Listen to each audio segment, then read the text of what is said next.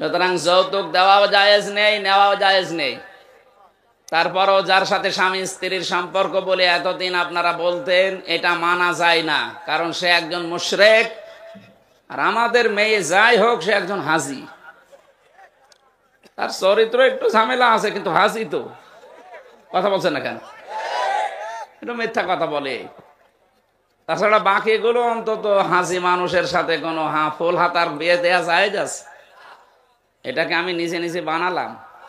সূরা বাকারা 2 নম্বর পারা 14 নম্বর পৃষ্ঠা 4 নম্বর লাইনের 221 নম্বর আয়াতের মাঝের অংশে আছে, ওয়ালা তুনকিহুল মুশরিকিনা হাত্তা ইউমিনু। যতক্ষণ মুশরিক পুরুষ মুমিন না হবে, মুমিনা নারীর জন্য তাকে বিয়ে করা কখনো জায়েজ নেই। এই ফতোয়া সরাসরি আল্লাহ। কথা বলে না কেন? আল্লাহর এই ভাষাকে তারা এতদিন পর্যন্ত বড় আঙ্গুল দেখিয়ে নিজেদের ছেলে মেয়েকে পর্যন্ত বিয়ে দিয়েছে, খ্রিস্টান, ইহুদি। আবার বলতো ওরা আহলে কিতাব।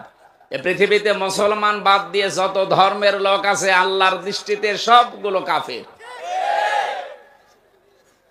আমি কি এইটাও বানালাম? সূরা আলে ইমরানের 180 নম্বর আয়াতে আছে, ওয়াইদা খাযাল্লাহু মিসাকান নাবিয়্যিনা লামা আতাইতুকুম মিন কিতাবি ওয়া হিকমাতিন সুম্মা জাআকুম রাসূলুম মুসাদ্দিকুল লিমা মাআকুম লা তু'মিনুন্না বিহি ওয়া লা তানসুরুন্না